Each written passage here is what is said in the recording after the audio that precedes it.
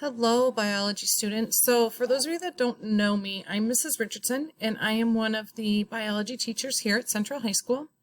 So what I want to talk to you guys about today is explanations. So we've looked at investigation plans, so you should be knowing, a decent amount of how to write an investigation plan. You've run your investigations, you've analyzed your data, and you've learned how to analyze that data.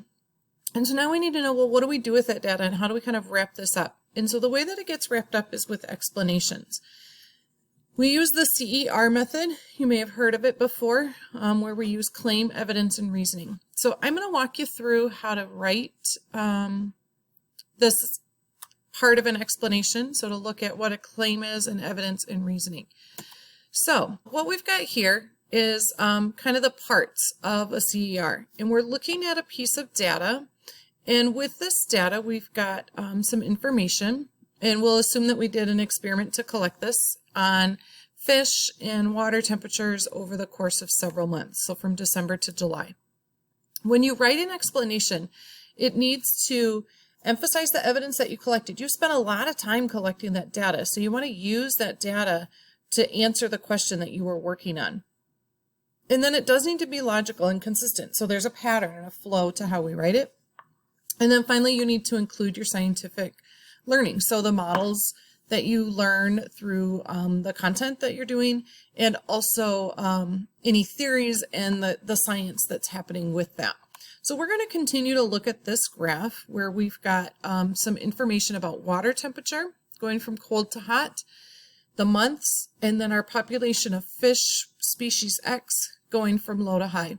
When I look at my key, I recognize that this blue line is giving me the number of fish, and the dotted line is giving me the air temperature, or the water temperature.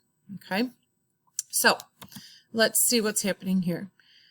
So the first thing that you do when you write an explanation is you need to answer your question. So you start your experiment with a question, and your question is what you wrote your whole investigation plan around, what you're trying to figure out.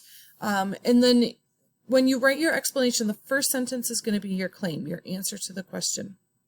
It does need to be answered. You have to be able to support it with the data. So the claim is either going to be a direct answer. It could state a relationship. It tends to just be one sentence. It's going to be the first sentence to your explanation paragraph, and it has to refer to the initial question that you wrote. And that's why we make sure that our scientific questions are not yes or no questions, but are ones that need a little bit of depth in the answer that we're going to get. After you've answered the question, you have to have a reason that you've given that answer. And the evidence is going to be what supports the answer. So the claim is the answer. The evidence is the what. So what happened that allowed me to make that answer? So the evidence has to be sufficient to support the claim. And you do need to make sure that you're stating specific things from our graph or from your data. So as we look at this, we might be able to use evidence that we see in March and April that the two lines cross. We see that the fish population is decreasing as over the months from December to July. We see the water temperature increasing from December to July. We notice that when the water is cold, the fish population is high. When the water is warm or hot, we see that the fish population is low. So those are all observations that we can make from our data. It's information that we've collected from that data, and that's what's going to go into your evidence. When you do the evidence, when you did your data analysis, you talked about specific data. And in there, you did an interpretation where you just described the trends, the patterns, the things that you noticed along the way. That essentially is almost exactly similar to your evidence section of your claim, of your explanation. What it's doing is kind of summarizing some of that information from your interpretation of your data. If there's data that was not needed when you did your data analysis, it doesn't fit with all the other data, you leave that out of the evidence section. This is just a really quick summary of the data that was interpreted and is supporting your claim. Okay. And then the last part of it is the reasoning. Your reasoning is where you say why something happened. So why do we have more fish in the cold water than we do in the hot water? Why does the temperature of water increase from December to July? Why does the fish population decrease from December to July? This is where you start to use your scientific principles. This is where you start to use the knowledge that you have. This is your why. So it's telling you why things happen and helps you to make sense of the data that you got. So this is where you have to go back and rely on your knowledge probe, rely on the content that you've learned in your class, maybe do a little bit more knowledge probing to help you explain why something is happening the way that it is. If it's different from what you expected, that's okay. You just have to be able to say why that happened. And that happened, that's the really kind of key to understanding your whole experiment, the water temperature. So we have to have our whole explanation. As we get started, we're going to separate the sections out, just like I have here with claim, evidence, and reasoning. So the claim is the answer to the question.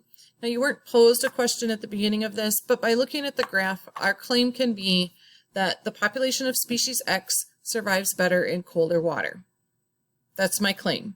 Straight up sentence, answer to the question. Evidence. Why can I say that population X is happening? So what do I see? The water temperature is at the coldest in December, and the fish X population is at the highest. So I got that from this part of the graph. The temperature of the water steadily rises, and the number of fish in the population steadily decreases.